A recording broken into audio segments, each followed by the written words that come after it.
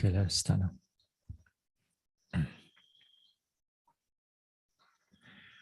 Kayena vacha chittena pamadena maya katang achayang kamame bhante bhuri panya tathagata kayena vacha chittena pamadena maya katang achayang kamame dhamma sanditika akalika kayena vacha chittena pamadena maya katang achayang kamame sangha supatipana anuttara sadhu.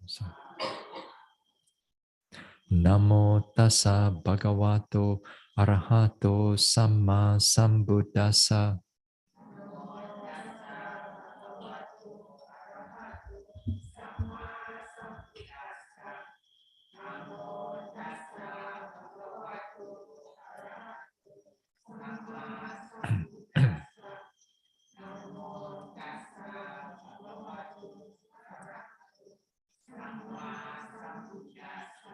Buddhang saranang gacchami. Dhammang saranang gacchami. Sanghang saranang gacchami.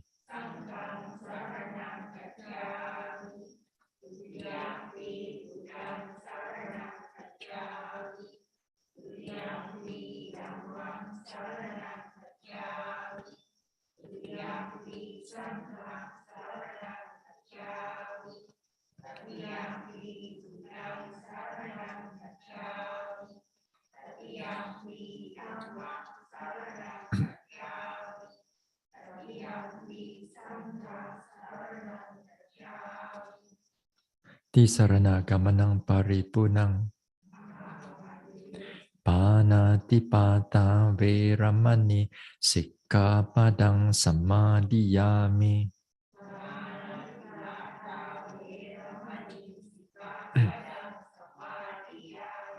Adina dana veramani sikkhapadang samadhiyami.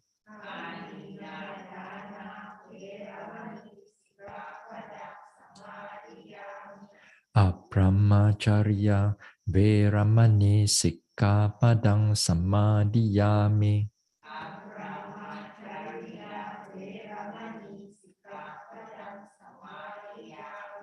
Musawada veramani sikkhapadang samadhiyami.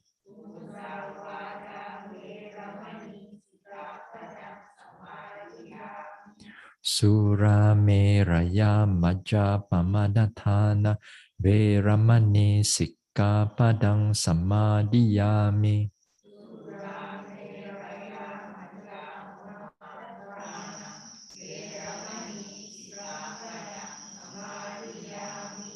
Vikala bhojana veramani sikkhapadang samadhiyami.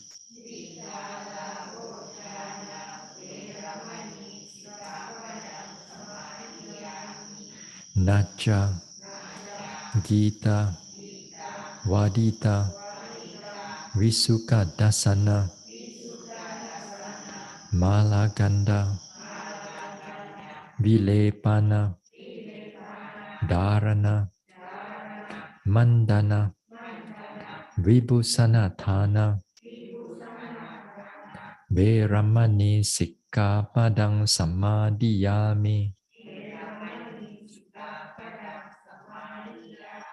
Uchasayana Mahasayana Veramani sikkhapadang samadhiyami. Idang me silang Magapala Jnanasa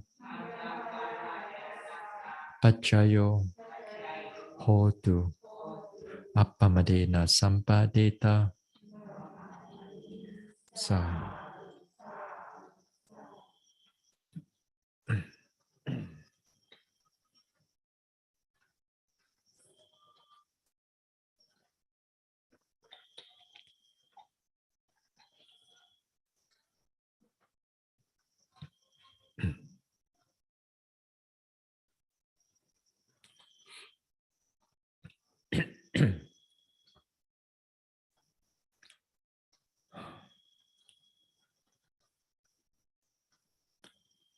All right, let us do some guided mudita.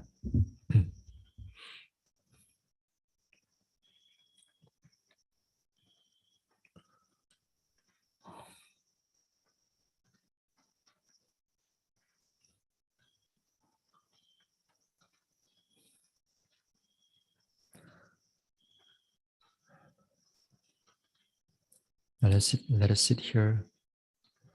We let go of all the vipassana objects. Just keep the mind calm, open, present, peaceful.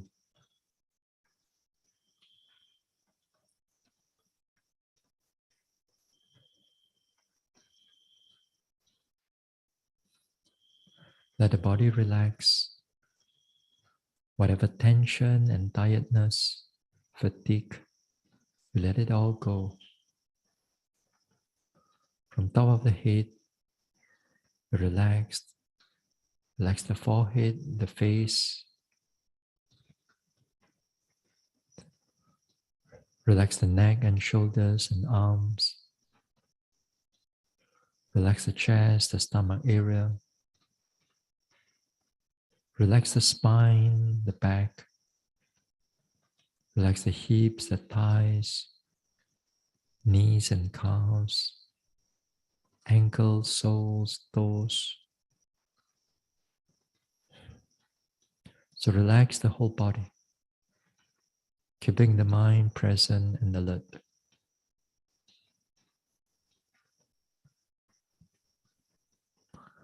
Let us recall some dana that we have done in the past, offerings. With that recalling of the act, bring about that happiness.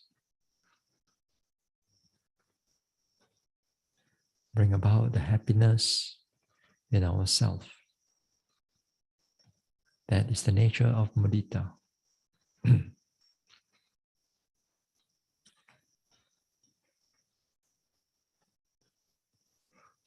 Rejoice in our actions.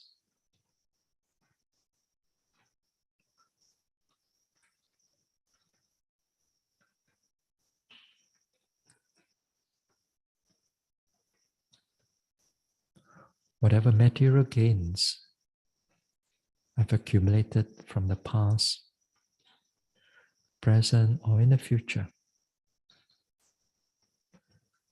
may all these gains do not disappear, do not diminish, do not fade away. May all my spiritual gains that I've accumulated from the past, in the present, or later, or in the future, may all these gains do not fade away, do not disappear or lost.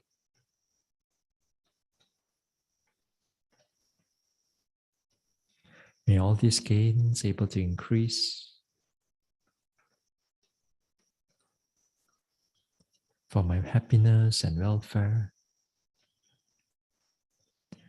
for my well-being,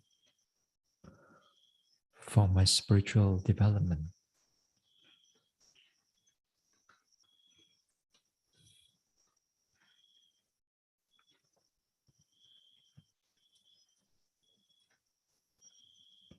May all my gains do not fade away. May all my gains able to increase for my happiness, for my welfare, for my spiritual growth.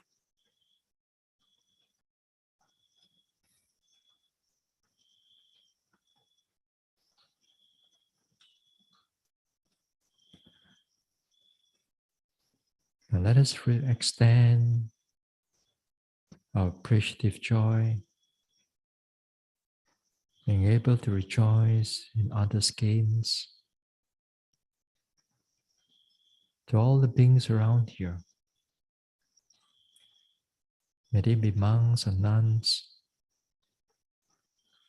fellow yogis, helpers, volunteers, workers, to the donors,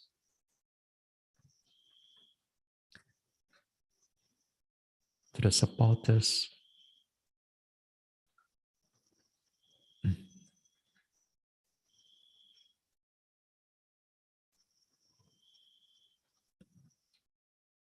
to all the guardian devas of this center, to all the other devas residing here, to all the petas, to all the animals, big, small, far or near, seen or unseen.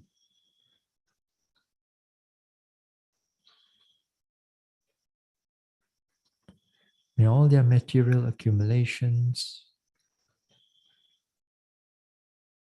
from the past, present or future,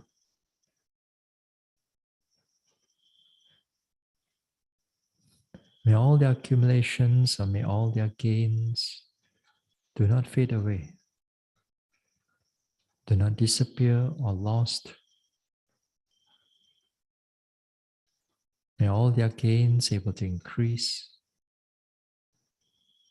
for their happiness, for their welfare, for their well-being.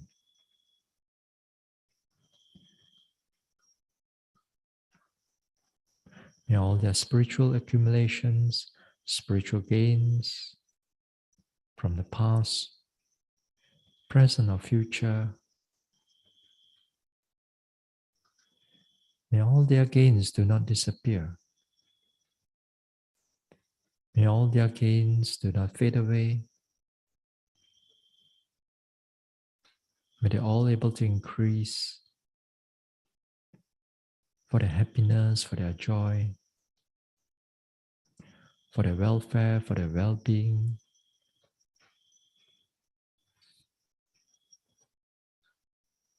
and for their spiritual development.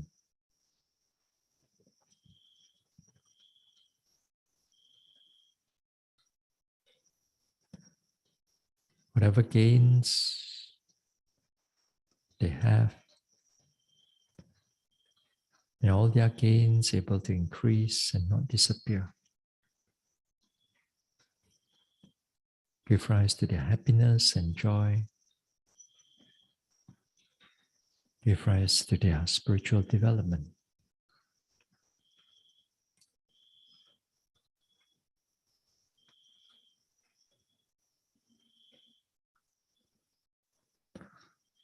Now let us expand. Let us expand the mudita to all the beings in this country.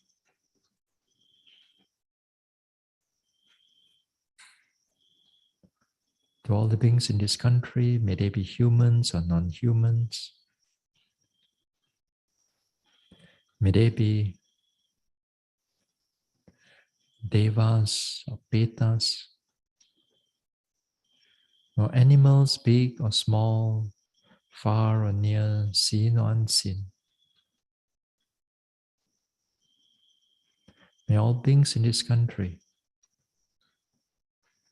whatever material gains they accumulate from the past, present or future,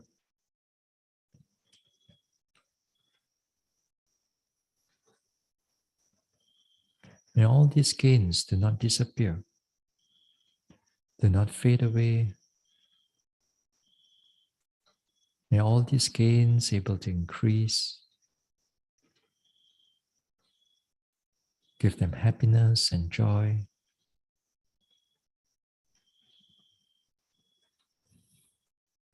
May all their spiritual gains, spiritual accumulations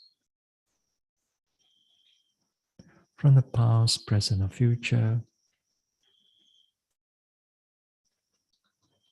may all their gains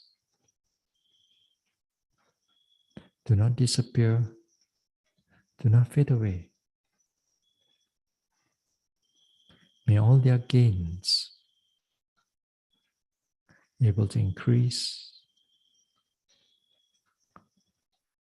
for their happiness, for their welfare,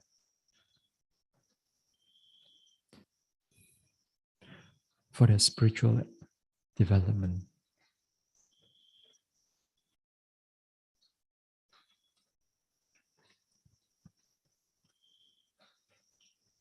Now let us expand further.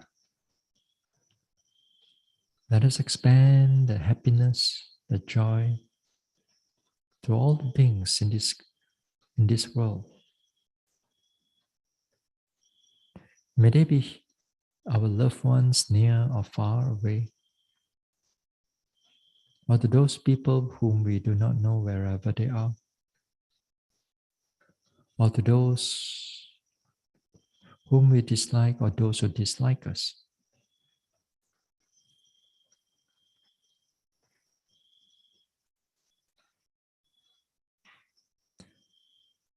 To all the guardian devas of the Buddha Sasana, to all the devas in this world, to all the petas, and to all the animals, big or small, far or near, seen or unseen.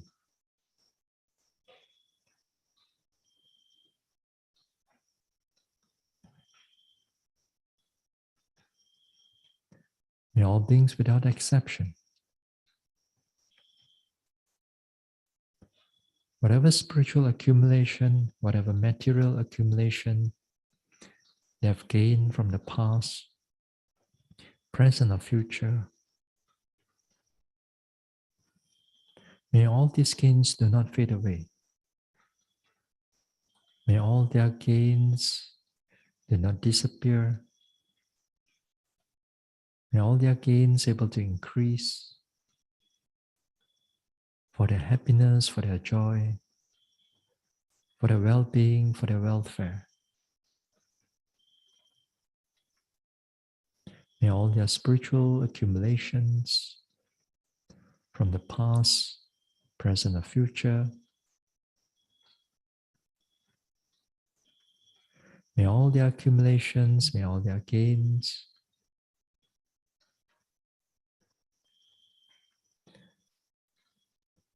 do not disappear, do not fade away. May all their gains able to increase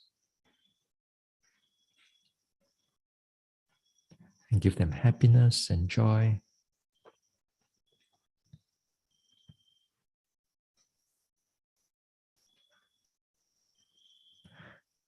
For their welfare, for their well-being, for their spiritual growth.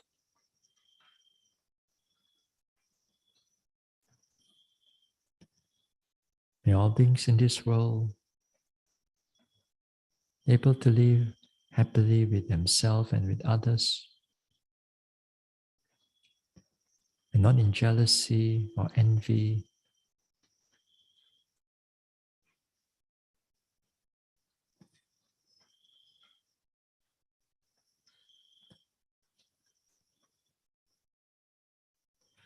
May all their gains do not disappear, do not be lost.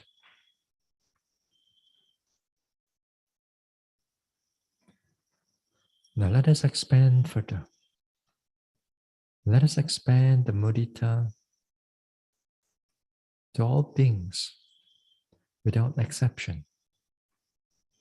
To all beings in this universe or other universes.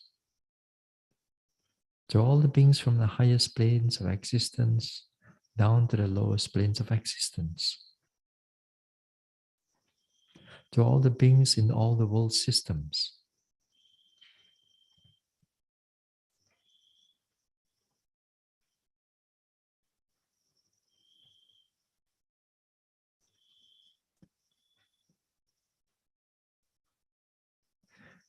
May all beings,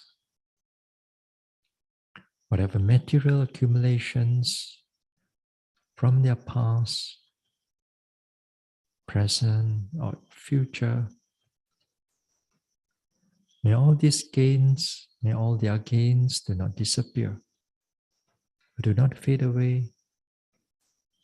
May all their gains able to increase for their happiness, for their welfare, for their well-being. May all their spiritual gains from the past, present, or future, may all their gains do not fade away, do not disappear. May all their gains able to increase.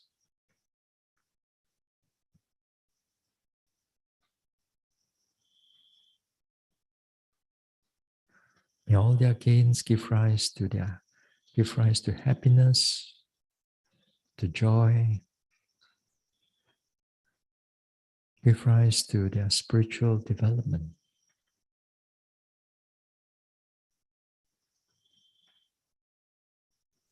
May all their gains do not be lost. May all their gains able to increase. May all their gains do not fade away.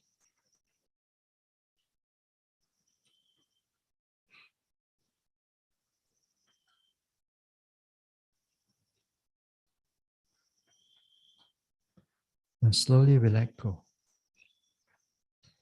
We let go of the mudita. Bring the mind back again to the present moment, to the body here. Feel the body. Feel the rise and fall of the abdomen.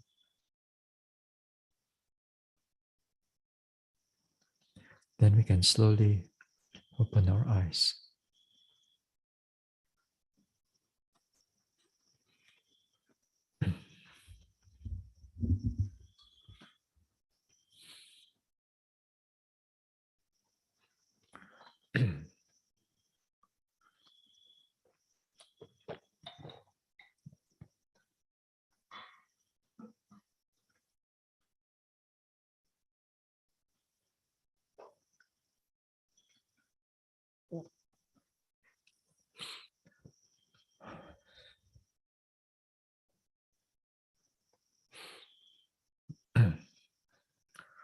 All right. So yesterday we talked generally on the nature of concentration. Some characteristic of the concentration is that when they are there, it shows that they are not distracted. The mind is not distracted, non-wandering. When it functions, when it happens to function as a noting part of the noting mind, then what it functions, it holds together all other mental states that associate for that noting. That is to say, it holds the mindfulness together, it holds the effort, the wisdom factor, it holds vitakka, vichara, and so on, other things that makes up that noting mind in order to note the object.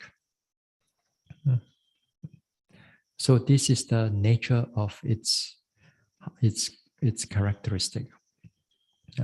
But when it comes also, in other words, when you are not distracted, that means you also achieve some degree of peace.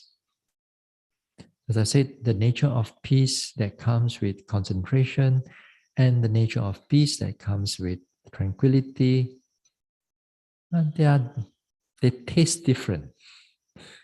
but we use the word peace. It just tastes different. Uh,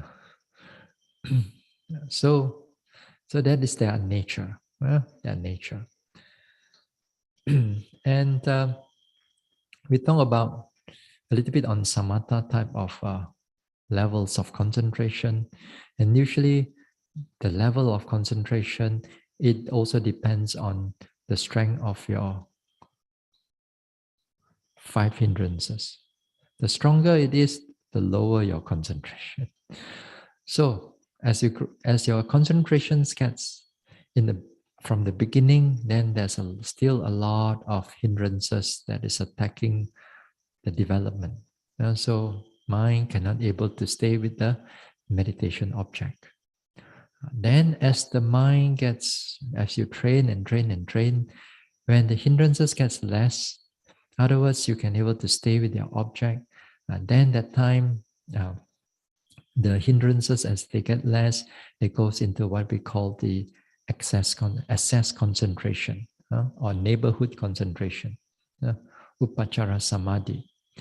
That time, the concentration, the range of it is become less hindrances until there's no hindrances. And there's a range of it. Then together with that, after that, if you're able to achieve the third level, is called the absorption concentration. The absorption concentration here, normally we call it the jhana. First jhana, second jhana, third jhana. If you follow the sutta method, then 1, 2, 3, 4, 5. If you follow the Abhidhamma method. Then of course you have this arupa again. 5, 6, 7, 8, or 6, 7, 8, 9, depending. Going to that, sometimes, if you are not in retreat, maybe I can talk about those things. But since you are a retreat, I don't want to go too much into all this technical thing on the samatha. I thought maybe, I think it was last year. Was it last year? Yeah, I think last year or year before. I talked about some of the levels of samatha meditation, because at that time they are not in retreat. So while we are in retreat, we don't want to touch on that too much. Going to get you too distracted away from the vipassana. So yesterday I talked about the Kanika Samadhi. Talk about the what momentary concentration. That's right, momentary concentration, moment to moment concentration. As I said, in the level of vipassana meditation, usually in the beginning, there's still also like a preliminary concentration. That means, in other words, your hindrances is still a lot. When it comes to this Kanika Samadhi also, they have a range of it, just like excess concentration. Even in the text, they mention that excess concentration and Kanika Samadhi, they are equivalent. They are equivalent. Because in the Kanika Samadhi too, it reduced the concentration, or even it reduced the hindrances, and also it can also prevent the hindrances from coming in. That shows that how powerful the concentration can be. So the concentration can be powerful, can be very strong. While you're noting this type of objects in the vipassana, and vipassana is not taking up a single object. In the vipassana, we take up what is the prominent object, and prominent objects, sometimes they change from one thing to another. Then with this understanding of this Kanika Samadhi, we look at, yesterday I mentioned that in the Kanika Samadhi, the process of how Kanika Samadhi works is that when you have an object, then all the noting mind, all the components of the noting mind is hold on together by the concentration to note that particular object. Then when that particular object disappear, that noting mind also disappear. So when a new object arises, the new noting mind arises, and the whole new pair of, not pair, all the whole range of factors of all the components that comes together with the new object. Then it holds them together, disappear. Next one come again, disappear, come again, disappear, come again, disappear, come again, disappear.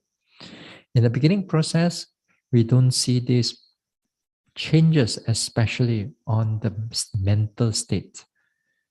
On the noting mind, usually we see the change in the body first, because the body is more gross or grosser. Then when it's, and you can see the changes is there, then later part you'll see also the noting mind that change together with the object of the body. Yeah? So that time you see the both process of body and mind arises and passes away together. Come and go, come and go, come and go together. And that time you notice the nature of the noting come and go. You also notice the nature of Kanika Samadhi, momentary concentration. usually this type of noticing on the momentary concentration, usually on the fifth insight, then insight, the knowledge of dissolution, usually around that insight, then some yogis who are sharp enough, they can see the process of everything is disappearing, everything is going into dissolution, everything is going into like breaking up and so on, everything. And then not the body, it's like breaking up, keep breaking up. Then after that, they note the mind, as if like the mind also is breaking up. Then later they come together, both and mind comes together, they are breaking up in a sense of arising and passing away. So that time the yogi sees them quite clearly. Of course, in the higher levels, also in the deeper development, then the nature of this arising and passing away becomes even more stronger, more clearer. So something like that on this Kanika Samadhi. Although, so understand this Kanika Samadhi is one thing, but what I'm more interested is usually a yogi, make sure a yogi knows what is mindfulness and what is concentration. Because these two will actually helps you to develop the meditation better. Even you know all the theory about Kanika Samadhi, you all know the theory about all the concentration, but when you come to meditation, you do not know how to meditate. You do not know how to differentiate which one is which one. Because there's easily for yogis to become confused inside there. Not to say confused. They don't realize that it's just concentration without mindfulness. So again and again, we have to push the mindfulness to the front. We have to learn to push the mindfulness to the front. Other words, that you pay attention to the object which is prominent, clear to you. Then we are not only taking one object, but we are taking whatever object becomes prominent.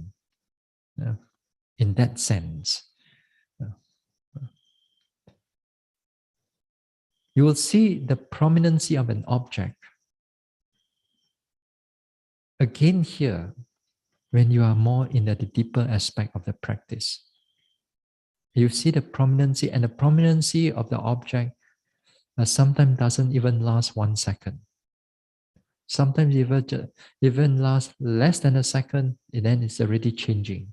Then but the moment you notice it, it already disappear. It moves to another.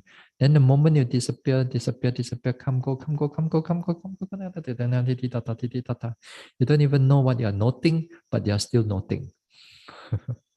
Huh?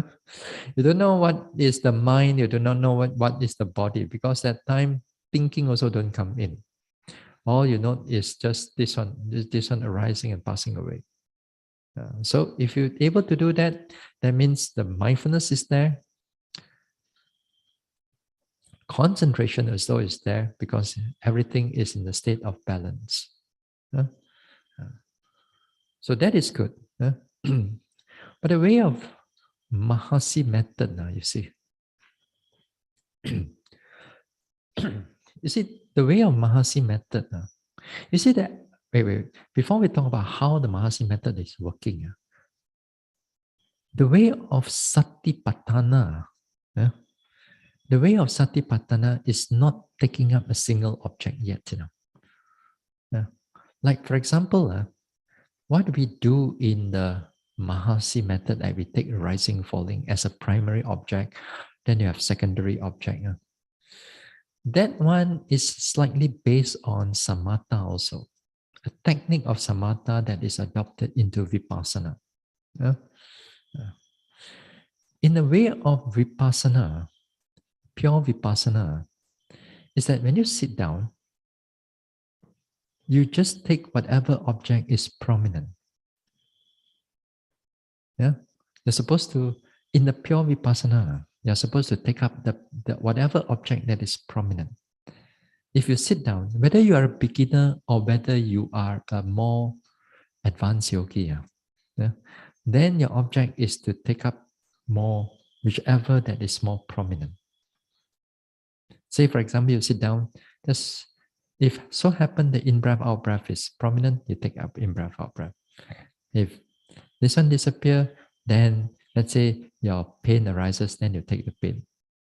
Then you take the sensation. Then you take the itchiness. Then you take this, you take that. There's supposed to be a way of how pure vipassana is doing.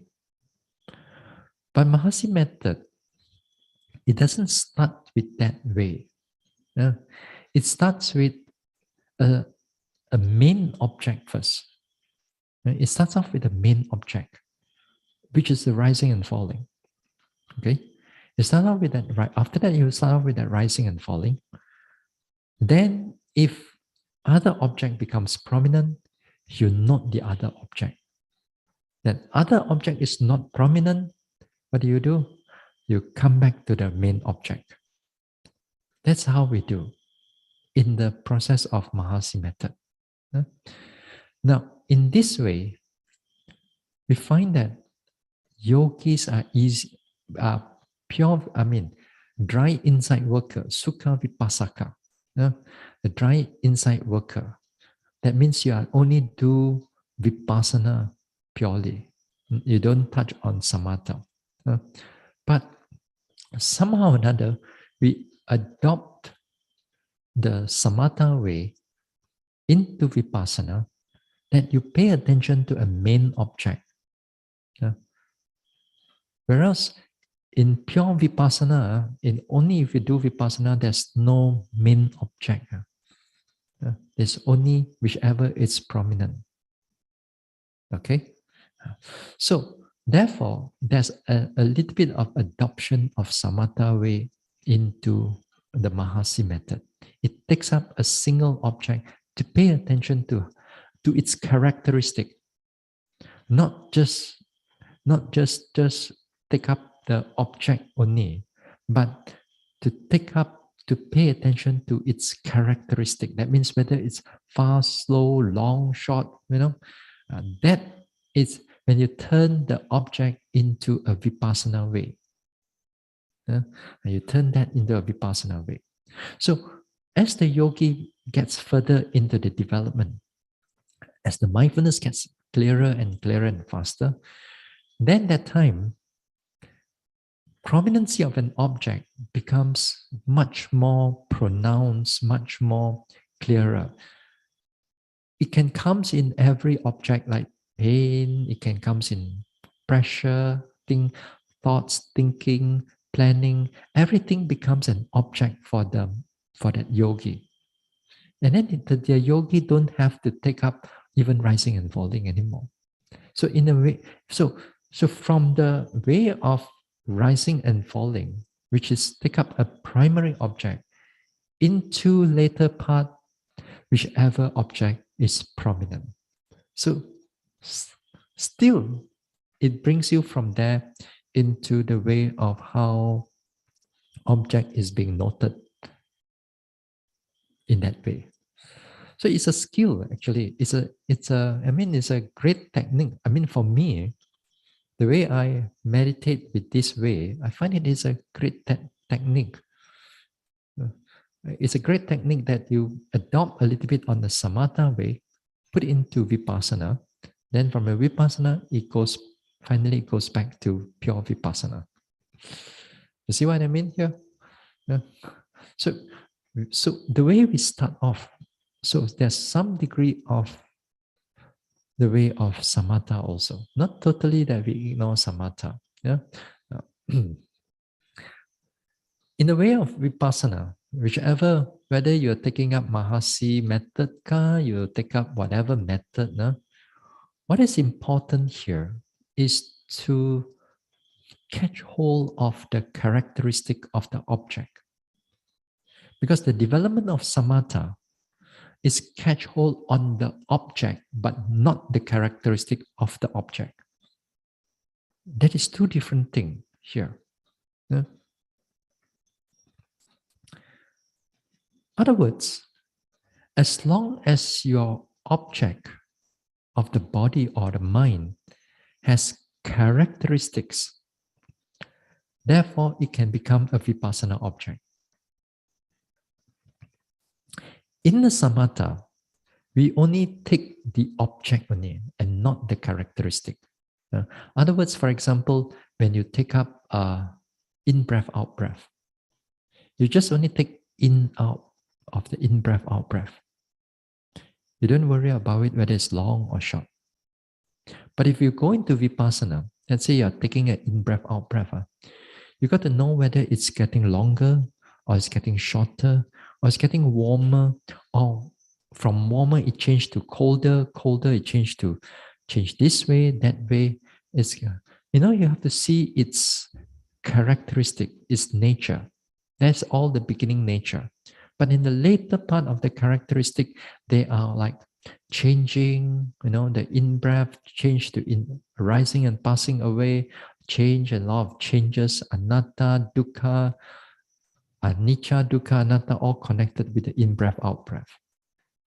So with that, you're looking at the characteristic and then it turns into vipassana. Then, if you just note it as just in-breath, out-breath, then it goes into the way of samatha. Okay? So that's why in the vipassana, we need to observe its characteristic, and that is really important. So that's why sometimes with this differentiation of the way how we pay attention to an object. That's why, as I said, in the beginning, normally we don't try to teach yogis to take up in-breath, out-breath first. Because sometimes some yogis, they come in from other places, from retreat, they do in-breath, out-breath as a samatha way. Then when they do a samatha way, samatha also you kaum dim already. Then you come into, let's say, into a retreat, and you want to do a vipassana way. Then samatha also you really kaum dim already. Then you want to come into vipassana and you try to differentiate how to watch an object again. The same object, but watch it differently. The mind is not so easy for us to differentiate this way. The habit of the mind, normally a yogi will tend to go back into the way of samatha. Because going back to the way of samatha is much easier. You don't have to go and take note of the detail of the characteristic. Whereas Vipassana is not easy. Vipassana is to see those characteristics. You got to make an effort to notice what is going on. And that type of noticing its detail, it's throughout your samsara. Perhaps you have not tried that before. And this type of wisdom is that we are lacking. Is that we are lacking of this type of wisdom. Is the noticing of that characteristic is where the actual wisdom, proper wisdom that gets you out of enlightenment will start to grow. If you don't check, if your mind doesn't note and it doesn't pay attention to all these characteristics, then there's no growth in the vipassana. So in other words, you see, the way of Mahasi method also there's some degree of samatha involved, technique like especially, but the way of noting is always noting the characteristic. Whereas samatha, we don't note the characteristic, but we adopt a main object. Yeah. It's a blend, it's a blend. It's a good blend actually. Yeah. Now, what I'm going to talk. So yeah, so we know about, at least we know about the mindfulness and we know about the concentration. Yeah? You see, when a yogi doesn't know what is mindfulness and what is concentration, as I said again a few times already, that normally yogis will tend to go into concentration and not mindfulness. Going to concentration, one thing is that in the beginning part, if the concentration is there, it feels what? Peaceful. When it's peaceful, mind is not distracted. A yogi feels a sense of accomplishment, a sense of development. Because even he doesn't improve in the vipassana yet, then when you feel some degree of calmness, comparative to when you are when you are out there, not meditating and doing work and doing whatever that in your life, then when you come into a meditation, you find some degree of peace.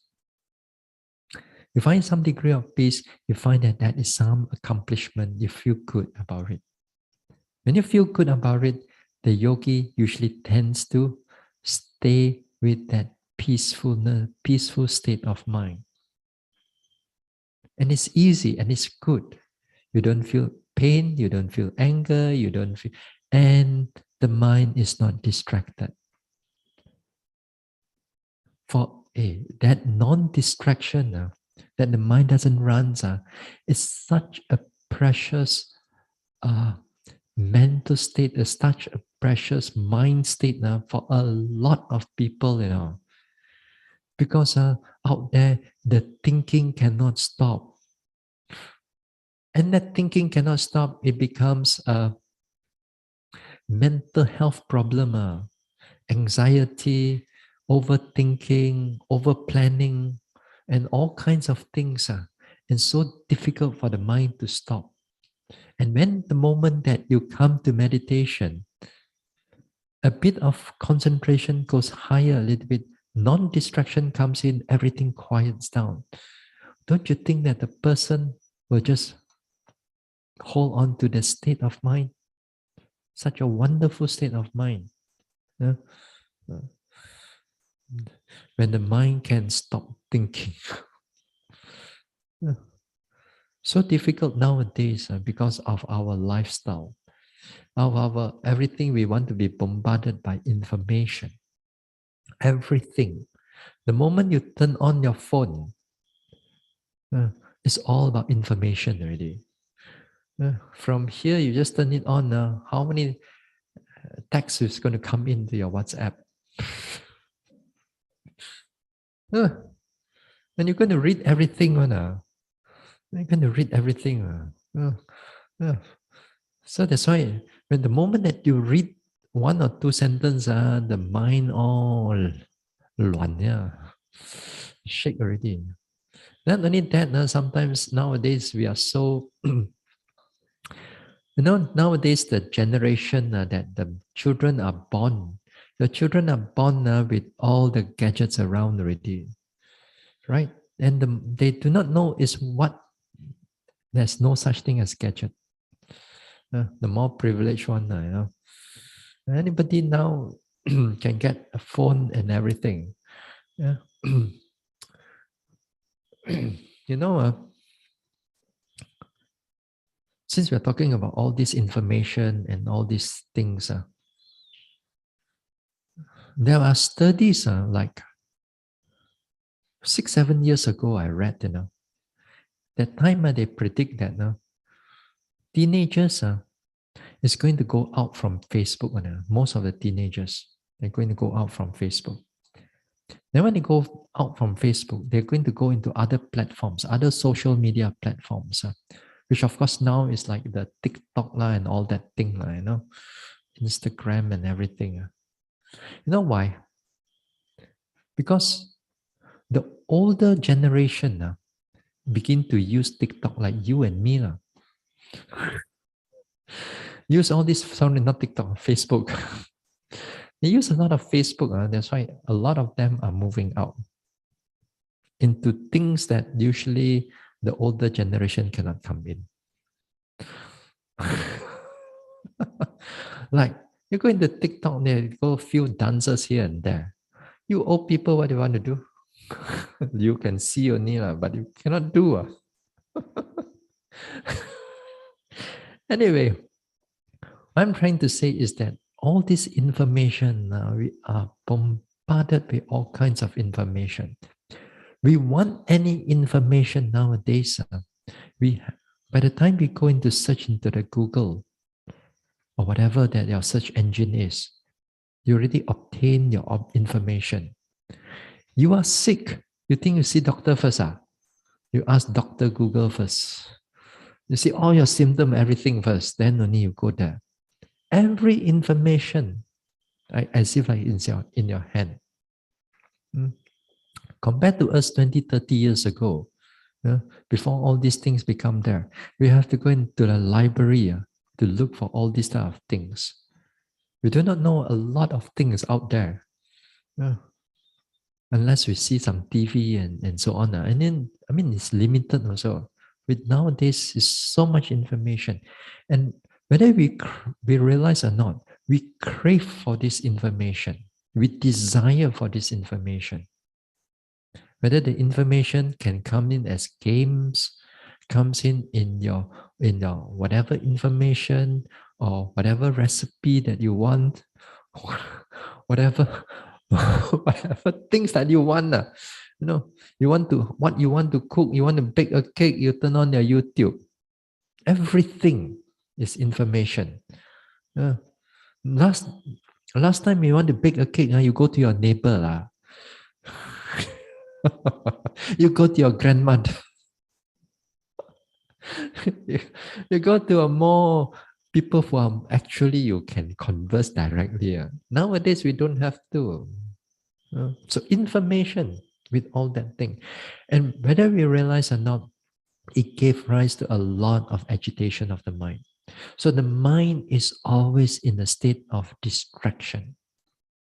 The moment we sit down, not doing anything, the mobile phone come up in our hands. It comes up in our hands. Because of that, the mind is always distracted. So because of that, and for some people, that type of information, over information, the mind cannot stop thinking and it becomes a mental health issue. With that mental health issue, all they want is to stop the thinking. Now, if you can able to achieve that non-distraction, non-wandering state of mind, they will attach to it strongly. Yeah? So to a number of times, we meet with this type of yogis. We meet with this type of yogis. The moment the mind settle down quietly. The mind doesn't want to meditate anymore. It just want, it looks like the person is still meditating externally, but internally it's just nothing there. And it's just peaceful. And if let's say there's no interview, there's nobody guide, there's no proper teachers are there or proper instructors are there, then the yogi will just carry on in this way for a long, long period of time. They feel good, they feel achieved because comparatively to the a lot of thinking of the mind out there and right out over here, it feels really good. So because of that, it's like that. And then the concentration is there without the mindfulness. Craving is all there. Uh, uh, so these things happen. Now, sometimes yogis, when they come to meditation, certain characteristic of the yogi is that they are perfectionist. Perfectionist type of character, everything they do because of their, maybe because of their career, because of their lifestyle and so on, then they are so perfectionist. People can't stand them. People can't work for them. I'm sure once in a while you may find your bosses or your colleague or even your family members could be like that, or certain friends are like that, or maybe you are like that. Yeah. Trying to be so perfect. Yeah. When it's so perfect, one of the things is that when they do the meditation perfect, is that there must not be any form of thinking coming in, or they don't want any form of thinking coming in. So when they don't want any form of thinking coming in, the moment they start off with this meditation, let's say the rising and falling. I've met with yogis when they start off this meditation with rising and falling, their whole mind is completely zoomed into the rising and falling. Hold on to it strongly and don't let the mind goes into any form of thinking. It really, really pulls the mind into notice in this way. I've seen a number of one or two or three. And there's at least there's one still around, still meditating. At least, but many of them has disappeared, gone. Cannot take it. They do in this way. They take up the rising and falling because again here they take up the concept of a single object. The whole idea about a single object, and they just take the rising and falling. So they press the mind onto it with the rising and falling. We thought that with this rising and falling, you can able to gain um, you can able to gain deep concentration, deep mindfulness, that you can able to notice all forms of things. You can notice all kinds of things. But after that, the mind go haywire. All the tension and all the tiredness and so on becomes so tight, the whole mind. Hold on now. Kelvin, you dropped something here. Veronica?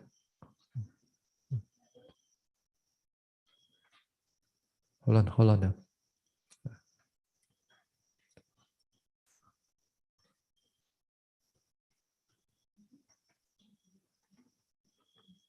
Hold on, everybody in the online.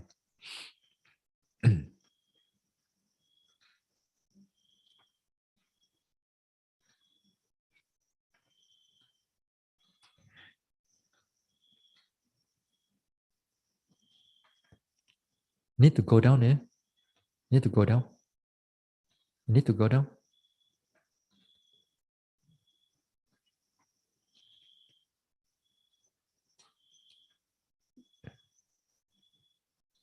Okay.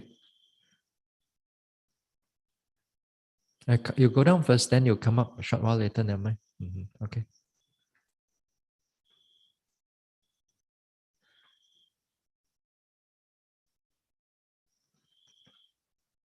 Ken?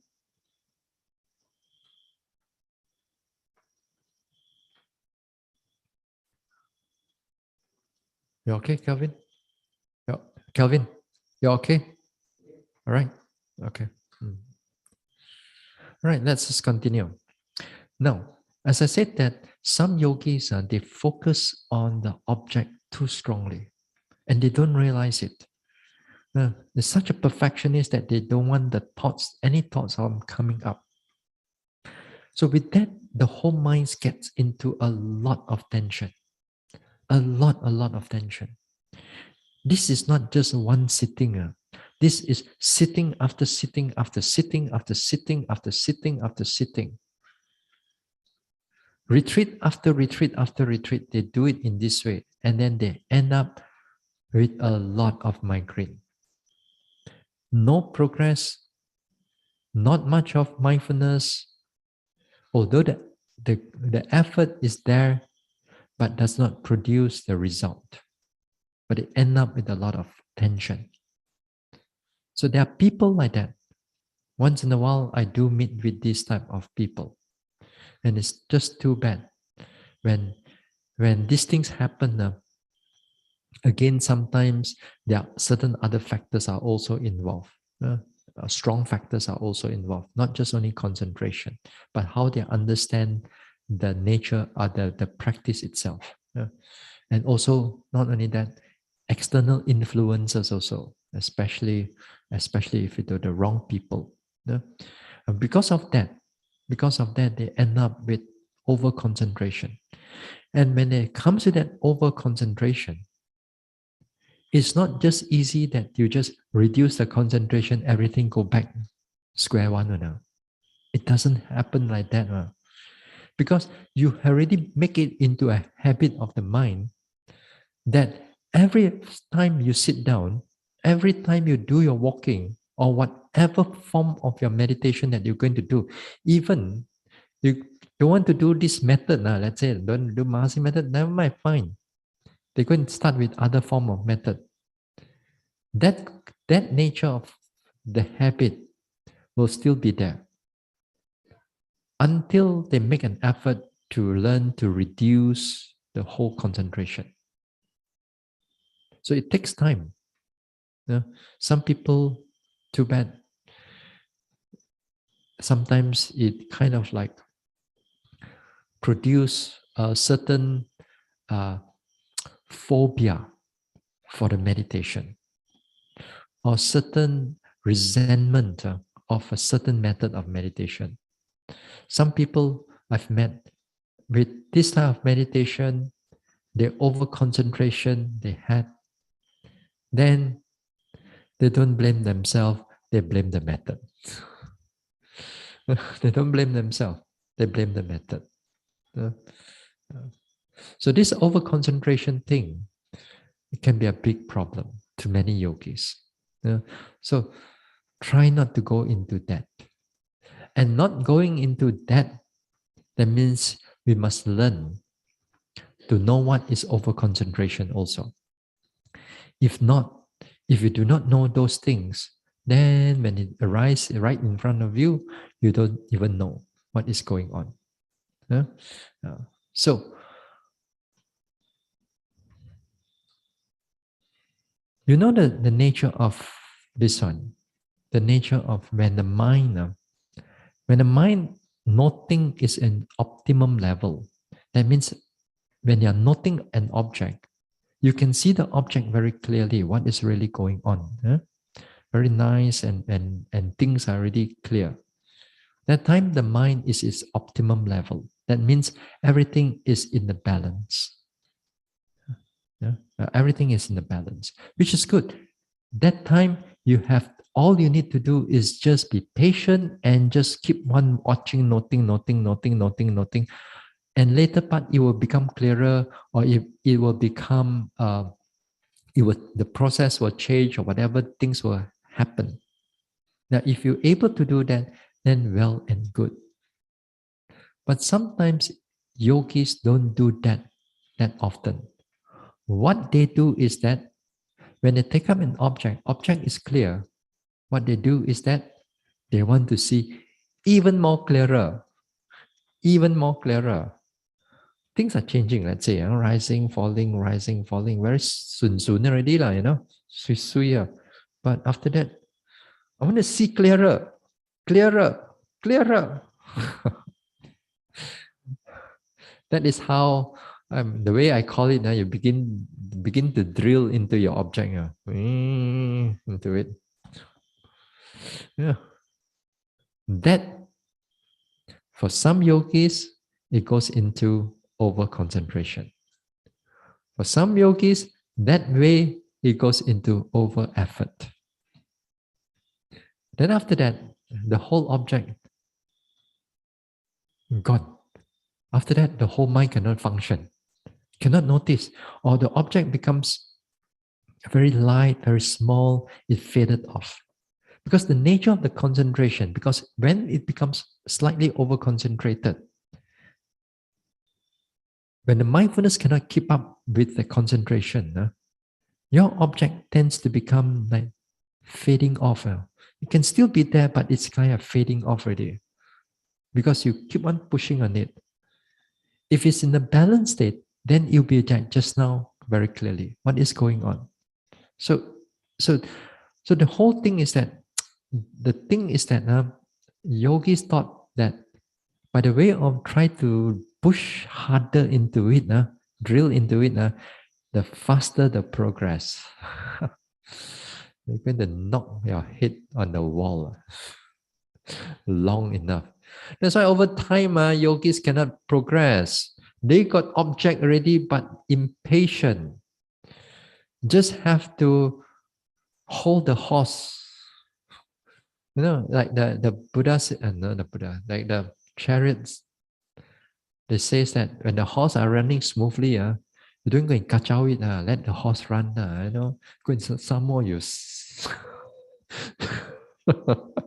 Then sure the horse go gila, Then let it run smoothly. Don't overexert, don't underexert, just let it run. Just be patient.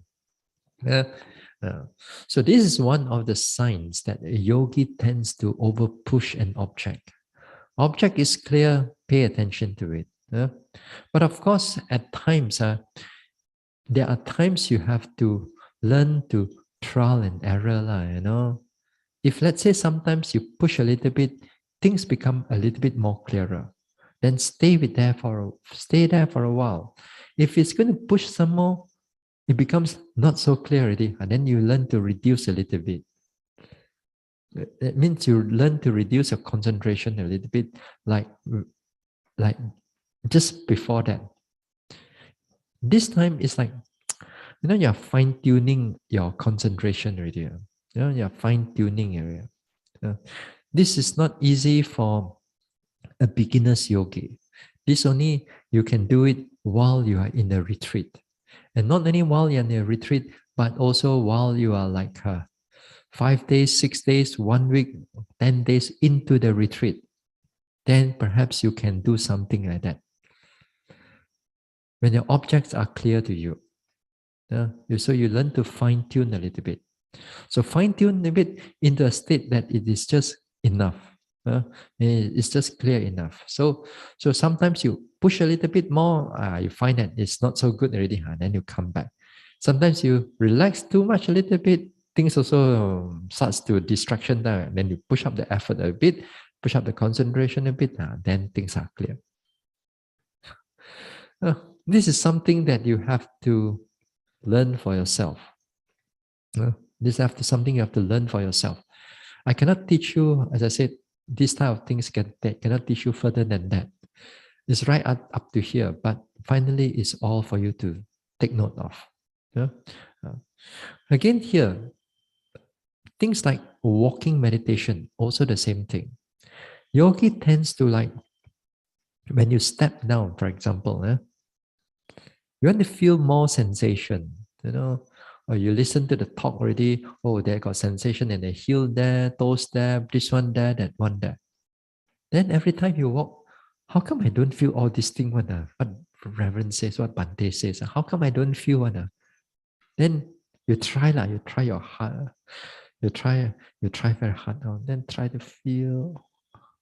Yeah, oh yes, there's something there, but you try so hard, you try so hard, try to feel something there. Oh, then you try feel it. But the thing is that at that point of time, you're over pushing already, actually. Yeah, you're over pushing. Sometimes what I say, let's say, I said, when you note the heel, sometimes you note here got sensation, there got sensation, then you're pushing, you're pressing and all that thing. I'm actually combining experiences from various yogis into a talk. Not every time you touch down, you see everything. Don't get me wrong. Sometimes you may only see one characteristic. Maybe you just only see a pressure there. You may not feel the heat. Or you may feel something cold and pressure a little bit. Then nothing else. Then perhaps other times you may feel a little bit of sensation at the toes there. But after that later part, you don't feel the sensation at the toes. It doesn't come again. It kind of like gone. So you may feel something at the heels. So once in a while, the heels may become clearer, other parts not so clear. But when I give a talk, sometimes I mention a number of things. So anyway, sometimes the yogi try to notice everything on this one. Things which is not prominent, which is not clear, they try to pull the mind onto it and try to note it very strongly. This is where they begin to over focus on their object and try to pick out something. It is still not to say that you are doing bad now, As long as you have sometimes teachers to guide you, then perhaps they ask you to slow down just a little bit. Sometimes a yogi just push a little bit too hard.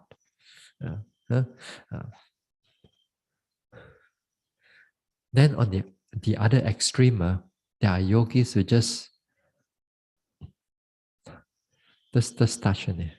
They don't really want to feel anything. Then this is another extreme. Then that means the mind is not really noticing what is going on. Then the other one extreme is that they try to over notice everything. So there'll become to a time that there is a balance there.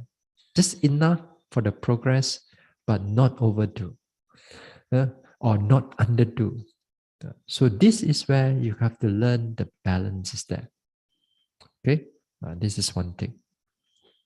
So don't over drill into your objects. This is one of the biggest problem of a yogi when they begin to have impatience in the practice.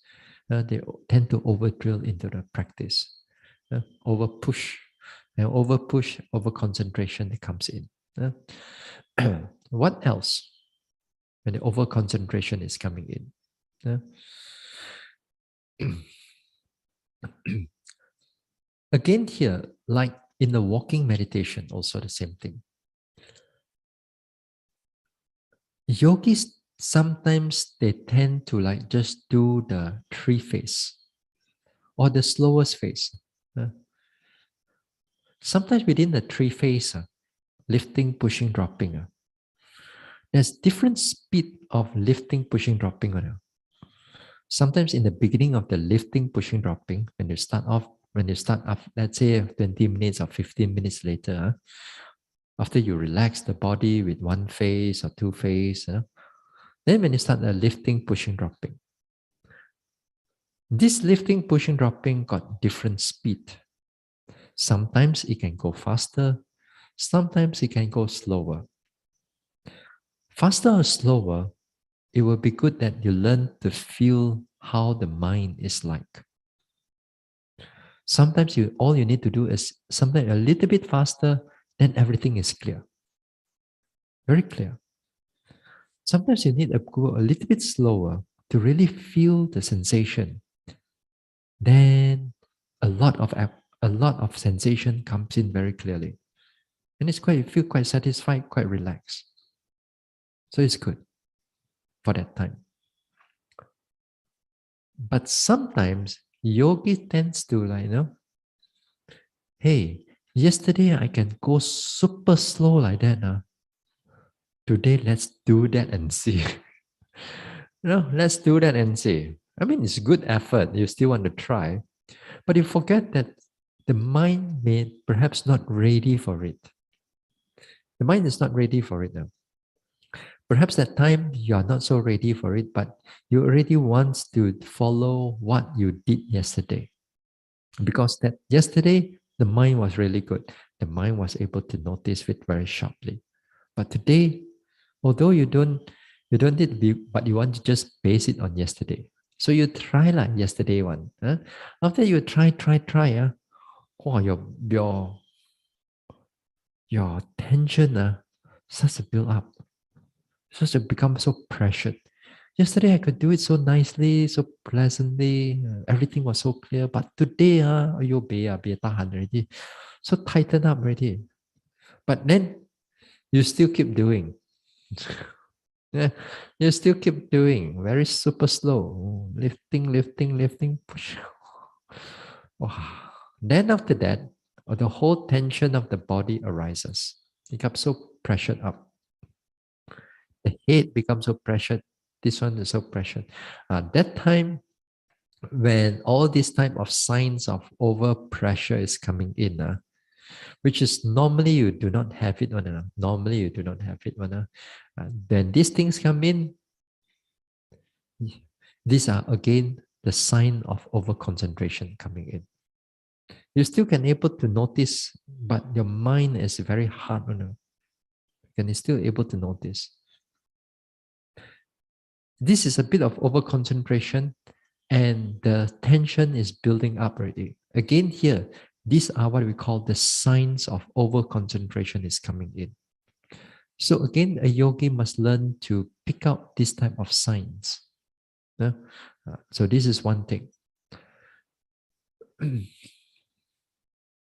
Another way yogi also tends to fall into over concentration is that you're noting, your object noting, rising, falling, let's say you're sitting there, rising, falling, sitting there, everything was clear. You push on it, you want to see clear. Then after that, the mind becomes dull. Then it becomes quiet, as if like the objects, everything in front of you starts to disappear. Not disappear. It starts to blur. It starts to blur. It starts to blur. It's still there, but not as clear as before that. The mind tends to like getting into more stillness. Getting into more stillness, still able to note things, still able to changing what is going on. Then again, this is again the signs of over concentration is coming in. This is one thing.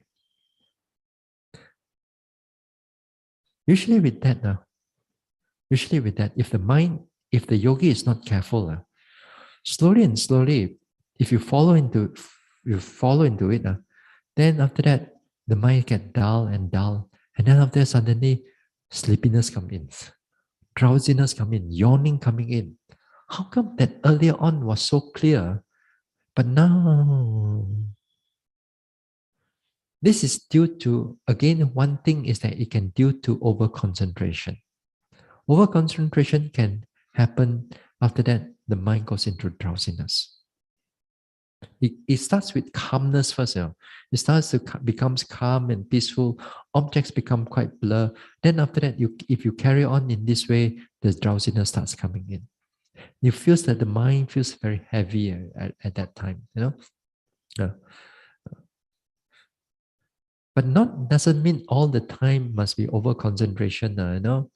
This is one of the factor how this concentration become too much, it becomes sleepy. Sometimes for some of you, it could be just because you don't note it carefully, the effort drops. Once the effort drops, sloth and torpor also come in also. It's not due to over concentration. So it doesn't mean that every time you meditate, everything clear. Oh, sleepy already.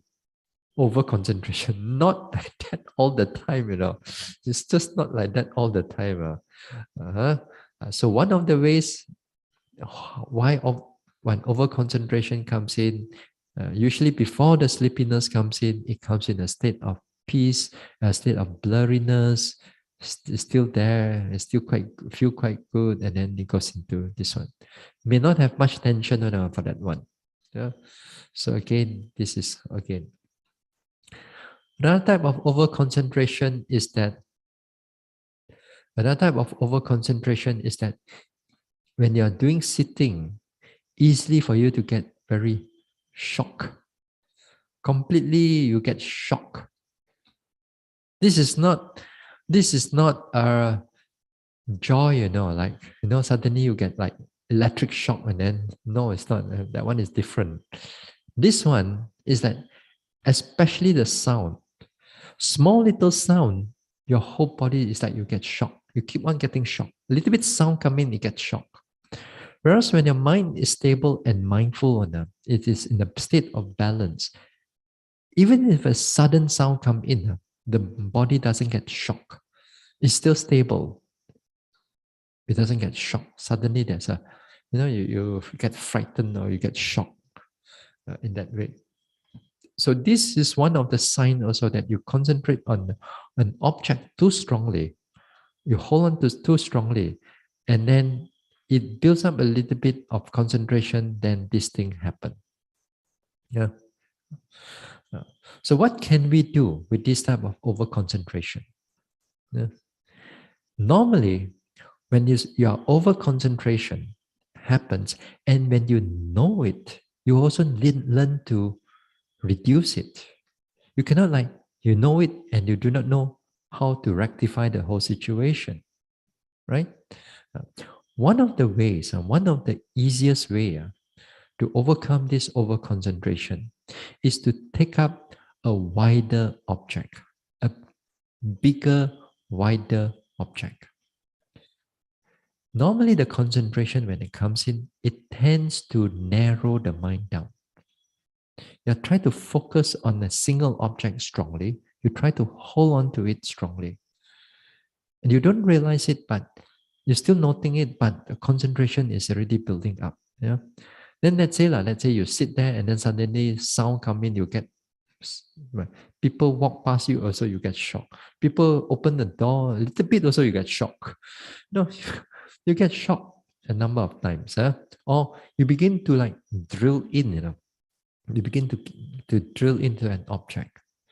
So here, not usually the mind is trying to narrow down into a small area. So what you do is that to overcome this is to take up a wider object. Other words, you know that situation is there. You know the mind state is happening in this way. This time you take up the whole body. As if you spread out the whole noting from the scanning from the top of the head throughout the whole body. You scan it through. Bring it up to the body, scan it through. From head, scan it through to the body, go to the bottom, scan it to the up. Let's do it a few times. Up. First, just spread out the noting mind.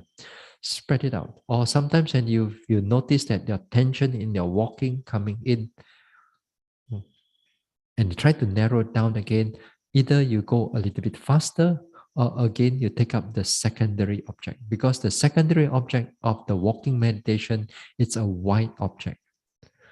The moment your wide object comes in, you take up a wide object, then that time mindfulness comes in. The mindfulness comes in. You don't have to worry about try to just bring up the effort. All you need to do is just spread out the wide object, and you pay attention to a wider space, wider object. That time, effort is coming in together with the mindfulness.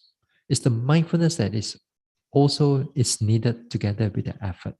So with this, When the mindfulness coming in a little bit, then that time the concentration also reduce a little bit. Once it reduce a little bit, that time it goes into balance again. That time the mind becomes more flexible, more clearer. So this is one way how we can able to notice, how we can able to reduce the over concentration. Yeah? So on Thursday, we're going to continue on this balancing on the concentration. All right, so we'll stop here.